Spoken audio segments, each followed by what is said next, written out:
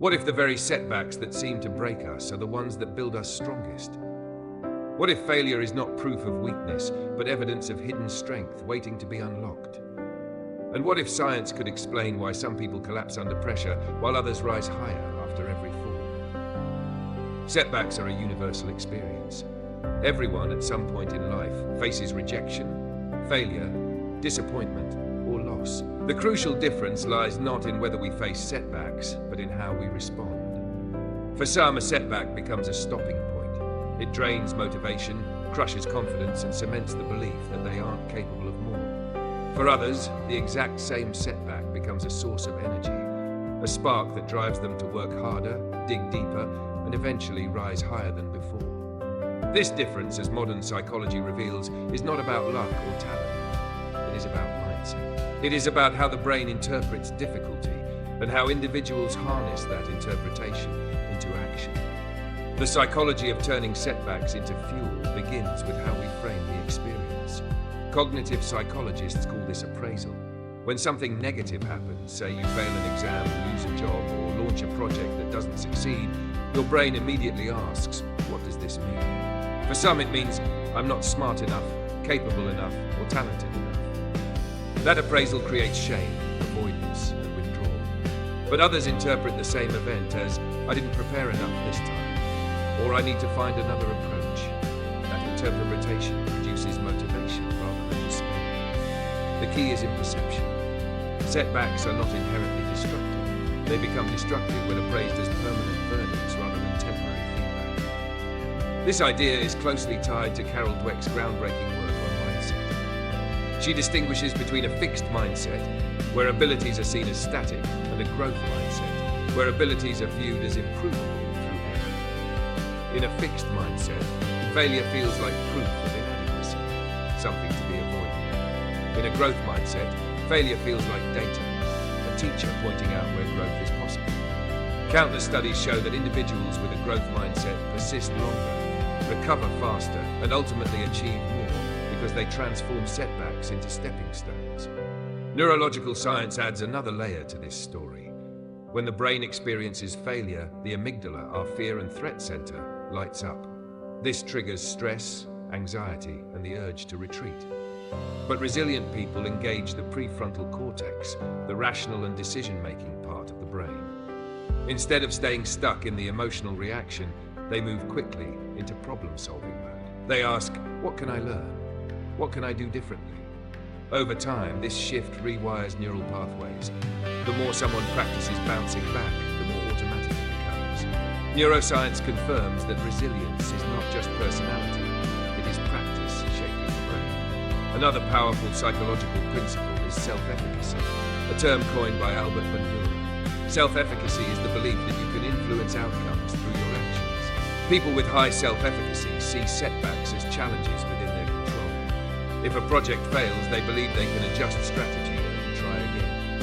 People with low self-efficacy, by contrast, see setbacks as confirmation that they are powerless. This belief makes them less likely to try again, which in turn reinforces failure.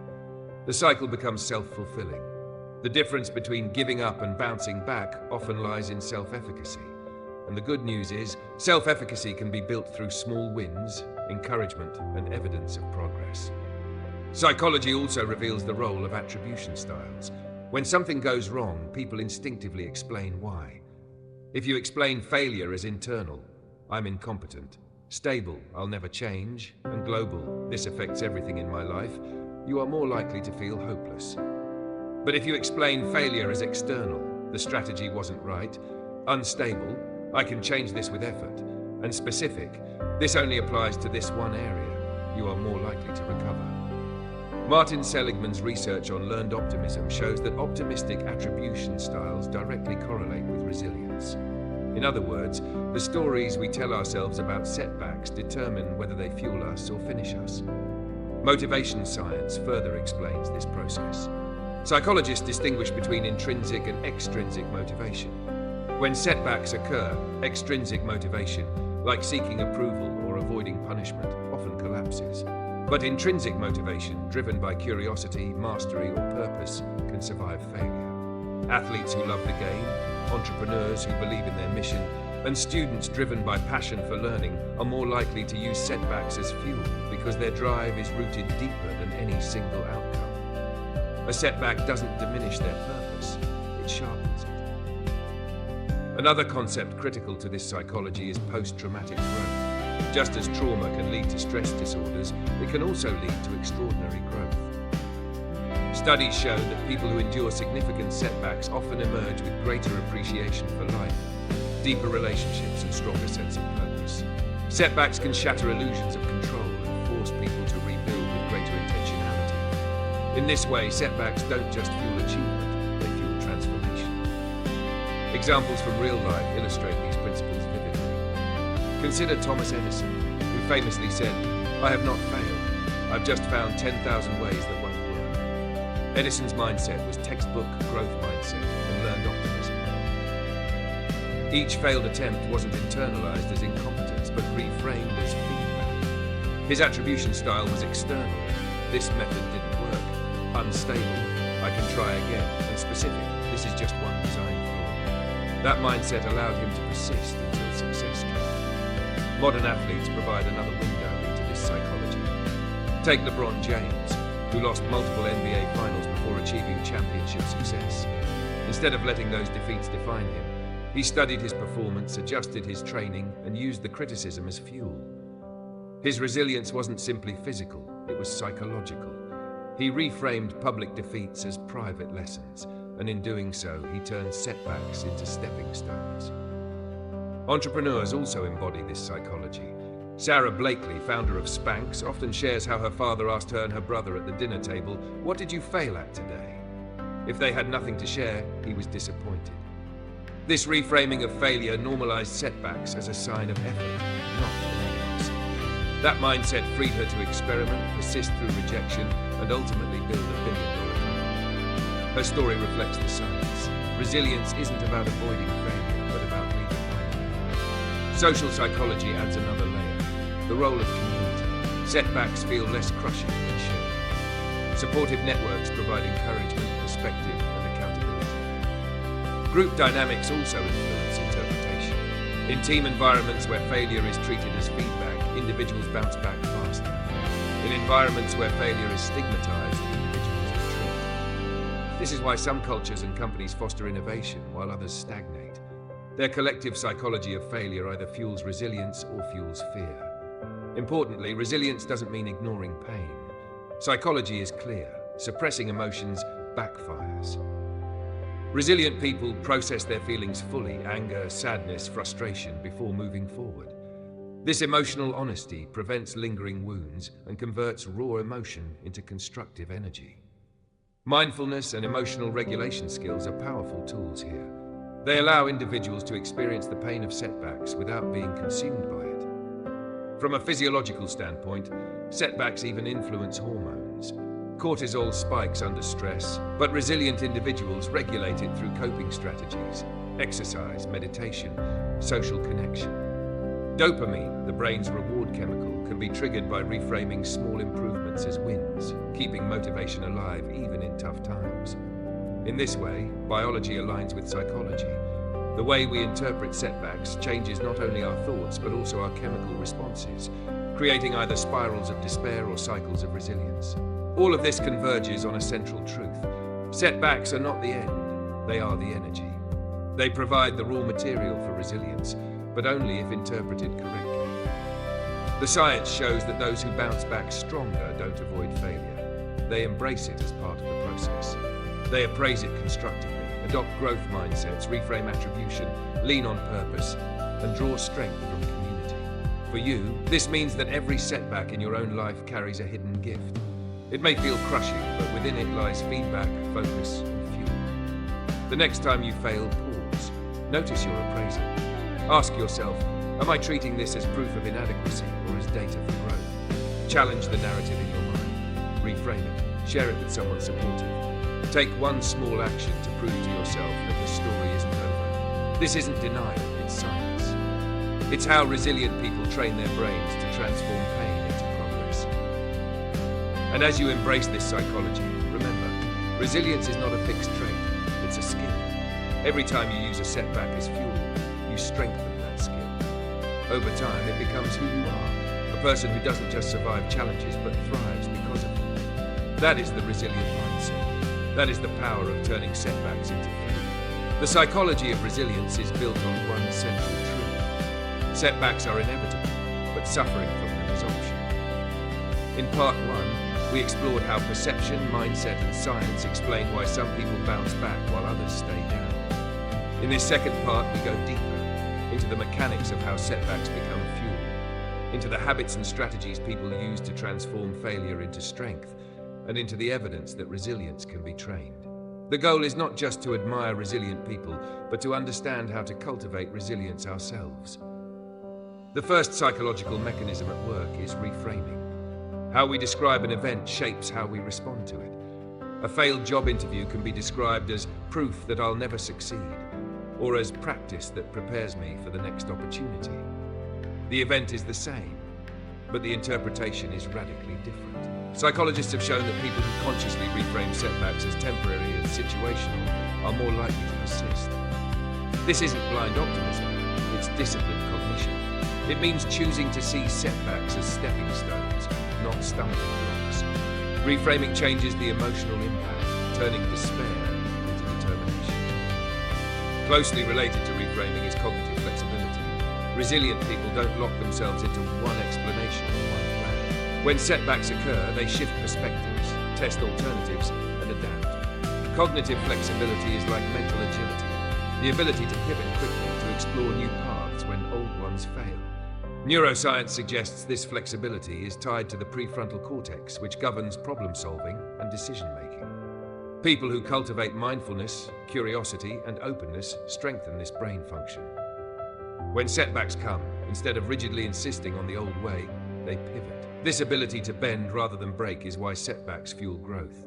A second mechanism is emotional regulation. Setbacks trigger strong emotions: anger, shame, sadness. These emotions can either paralyze or energize. Resilient people are not immune to them, but they manage them constructively. They vent, reflect, and process emotions in healthy ways, rather than suppressing them or letting them spiral out of control. Techniques like journaling, breathing exercises, and mindfulness allow them to transform raw feelings into motivation. For example, anger after a rejection can be redirected into focused effort. Sadness after failure can become reflection that deepens wisdom. The emotional energy doesn't disappear, it is channeled. A third mechanism is goal adjustment. One reason setbacks devastate people is rigid attachment to one specific outcome.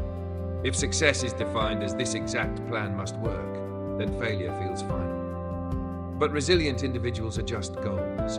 They don't abandon the dream, they redefine the path. Research on adaptive goal pursuit shows that people who can disengage from unattainable goals and re-engage with new ones have higher well-being and lower depression. This adaptability turns setbacks into fuel because the energy once invested in a dead end gets redirected into new opportunities. The vision remains, but the strategy evolves. Self-efficacy, as discussed earlier, plays an essential role here. People who believe they can influence outcomes are more likely to keep trying after setbacks. But how do you build self-efficacy when you feel powerless? Psychology points to the importance of small wins. Each time you succeed at a manageable task, you prove to yourself that progress is possible. These wins accumulate, shifting your mindset from helplessness to empowerment. A marathon runner who recovers from injury doesn't start by running 26 miles. They start by walking a block, then a mile, then 10. Each step fuels belief, and belief fuels resilience. Social support is another pillar of the psychology of resilience. Human beings are wired for connection. When setbacks strike, isolation magnifies the pain. But when people share their struggles, they gain perspective, encouragement, and accountability. Research shows that resilient people don't just lean on support, they seek it out actively. They surround themselves with mentors, friends, or communities that reinforce growth. Importantly, support systems also shape how setbacks are framed. In environments where failure is normalized as part of learning, individuals bounce back faster. In environments where failure is stigmatized, individuals withdraw. This social psychology explains why some cultures and companies innovate endlessly while others stagnate. The way they treat setbacks determines whether people use them as fuel. Another layer of psychology comes from motivation theory. People driven solely by external rewards, money, praise, recognition, are more vulnerable to setbacks because when the rewards vanish, motivation collapses. But those with intrinsic motivation, curiosity, mastery, purpose, remain fueled even when they lose. Psychologists Edward Deci and Richard Ryan's self-determination theory identifies three key needs: autonomy, competence, and relatedness. When setbacks threaten one need, like competence, resilient people draw on the other two. For example, losing a job may shake competence, but the autonomy to choose a new path and the relatedness of supportive relationships can sustain motivation. This interplay explains why setbacks don't destroy intrinsically motivated people. They diversify their sources of energy. One of the most compelling insights in resilience psychology is post-traumatic growth. After significant adversity, many people report not only recovery but transformation. Deeper gratitude, stronger relationships, clearer values, and greater purpose. This doesn't mean setbacks are easy or desirable, but it does mean they can lead to growth beyond what success alone provides. Studies show that people who reflect intentionally on their struggles are more likely to experience this growth. They ask, what did this teach me? How has this made me stronger? What matters to me now that didn't before? Setbacks become catalysts for personal reinvention.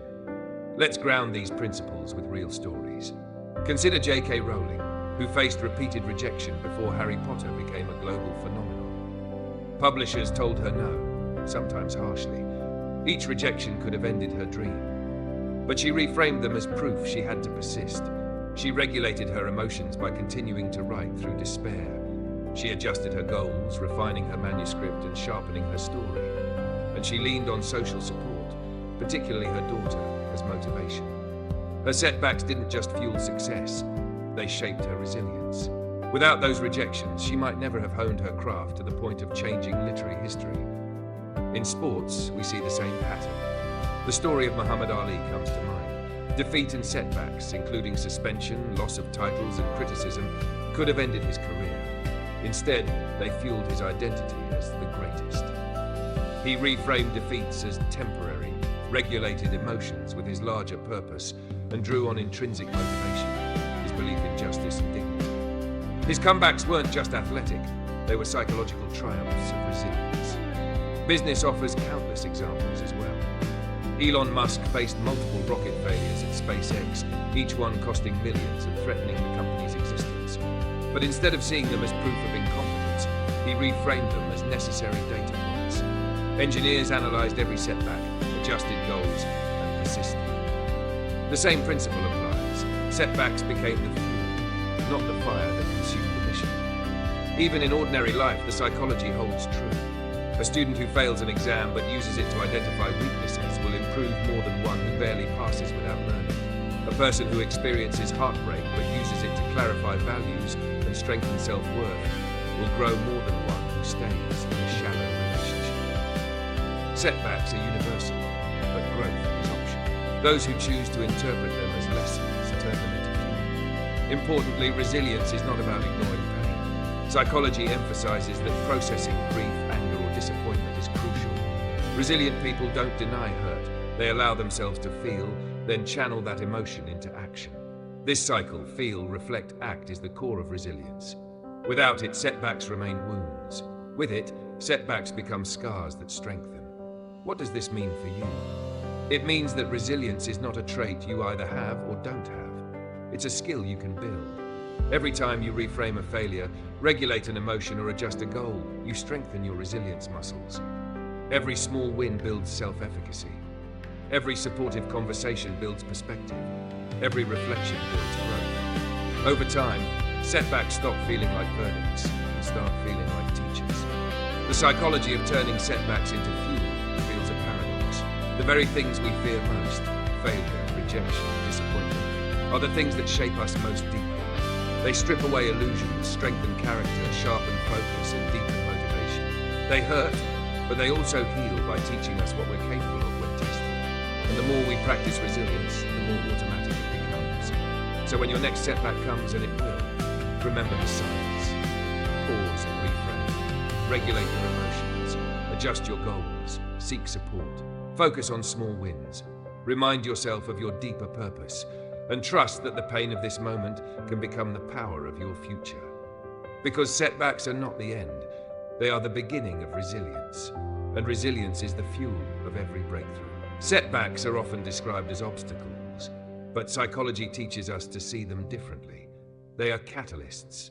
They test our limits, stretch our beliefs, and force us into choices we might never make without them. In this third part of exploring the psychology of resilience, we will focus on the deeper transformation that occurs when people decide to use setbacks not as excuses to quit, but as fuel for growth. We will look at why some individuals turn stumbling blocks into stepping stones, how science explains this process, and what practical lessons we can apply. And as we close, I'll challenge you directly to put these ideas into action. Because resilience is not something you admire in others, it is something you practice in yourself. The first truth to embrace is that setbacks carry emotional weight. Disappointment, shame, and frustration can overwhelm even the strongest person. But those emotions, if processed constructively, become energy. Psychology describes emotions as signals, not enemies. Anger signals something you value has been blocked. Sadness signals loss. Fear signals risk. Resilient individuals learn to decode these emotions, asking, what are they trying to tell me? Instead of drowning in them, they convert emotions into information. Anger becomes motivation to fight harder. Sadness becomes motivation to cherish more deeply. Fear becomes motivation to prepare. Setbacks, through this lens, are not roadblocks, but emotional fuel stations. The second truth is that setbacks demand narrative. Human beings are storytelling creatures. The way we tell our story after a failure determines how we experience it. Psychologists studying narrative identity show that people who frame setbacks as redemptive, moments that led to growth, report greater well-being than those who frame setbacks as contamination, moments that ruin their lives. The difference is not in the event, but in the story told about it. For example, an entrepreneur who loses a company can tell the story as, I was a fool who lost everything, or as I was humble, and that humility prepared me for my next success. Both stories may be factually true, but one drains energy while the other fuels it. The story you choose determines whether the setback fuels despair or resilience. The third truth is that setbacks recalibrate goals. Many people cling to rigid definitions of success, a specific job, a specific income, a specific relationship. When setbacks strip these away, it feels devastating. But psychology shows that flexibility in goals is a hallmark of resilience. People who can pivot from one plan to another preserve their energy. They see setbacks not as the end of the road, but as a detour leading somewhere unexpected. In many cases, the detour becomes more fulfilling than the original plan. A student who fails medical school may discover a passion for teaching. An athlete who suffers injury may discover leadership as a coach. The setback redirects energy into paths that align more deeply with purpose. The fourth truth is that setbacks build tolerance for discomfort. Resilient people are not immune to pain. They are accustomed to it. Each setback raises their threshold for stress, making them more capable of handling future adversity. Psychologists describe this as stress inoculation. Just as vaccines expose the body to small doses of a virus to build immunity, setbacks expose the mind to adversity in manageable doses, building psychological immunity. Over time, setbacks create individuals who are not easily rattled. They have experienced the worst and discovered that they can survive, even thrive. This tolerance becomes their advantage in a world where unpredictability is constant. The fifth truth is that setbacks reveal values. When everything collapses, what remains? Often, setbacks strip away superficial goals and clarify what truly matters. A business failure may remind someone that family is their anchor. A personal rejection may reveal the importance of self-respect over external approval. A financial loss may highlight creativity and grit as deeper strengths. Psychologists studying values-based living note that setbacks often push people to align behavior with core values. This alignment produces deeper satisfaction than shallow success ever could. Setbacks fuel authenticity, forcing people to live closer to who they really are. The sixth truth is that setbacks prepare us for service. People who have suffered are often the most capable of helping others. Their empathy is sharper, their understanding deeper. Many psychologists refer to this as altruism, born of suffering. Individuals who turn setbacks into fuel often channel their experience into guiding others through similar struggles.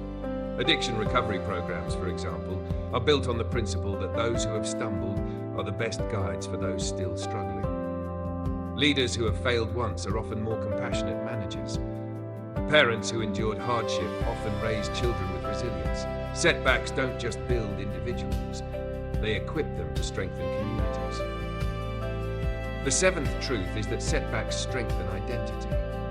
Many people define themselves by achievements, but when setbacks erase those achievements, they are forced to ask, who am I without success?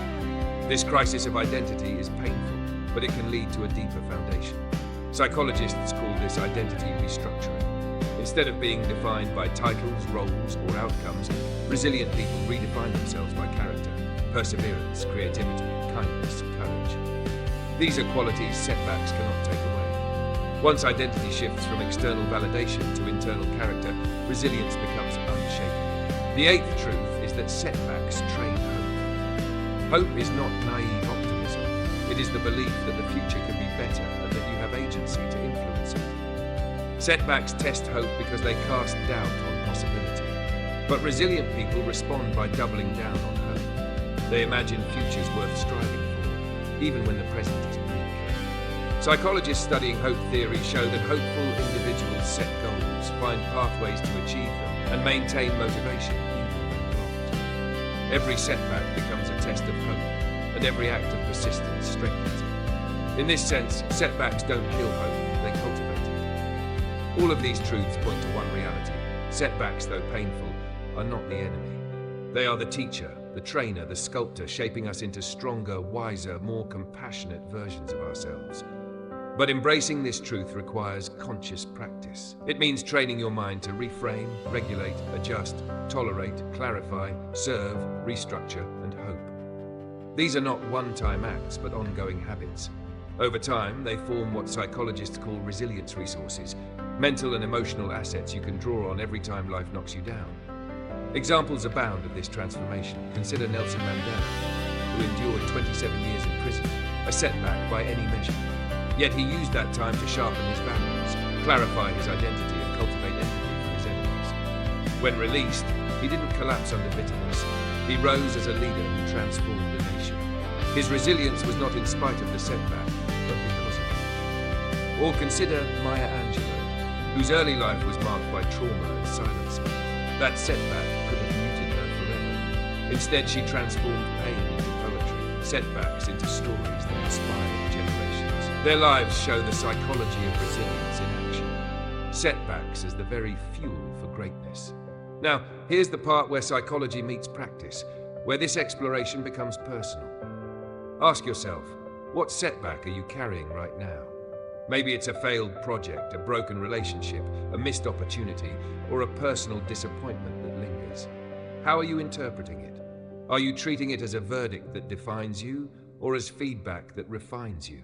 The answer will shape your resilience. Here's the challenge. Write down 3 ways your setback could fuel growth. What lesson does it teach you? What value does it clarify? What strength does it awaken? Then commit to one small action that applies that lesson. Small actions, making a call, setting a new goal, practicing a new habit, turn setbacks into stepping stones.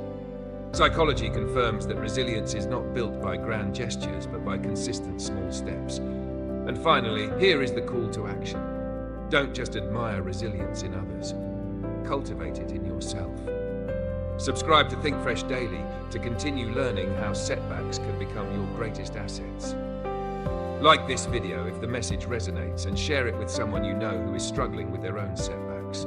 Because resilience is not a solo journey, it grows stronger in community. By sharing this truth, you become part of a movement that sees failure not as fatal, but as formative. Your setbacks don't define you, they refine you. They are not the end of your story, they are the beginning of your comeback. And the next chapter is waiting for you to write.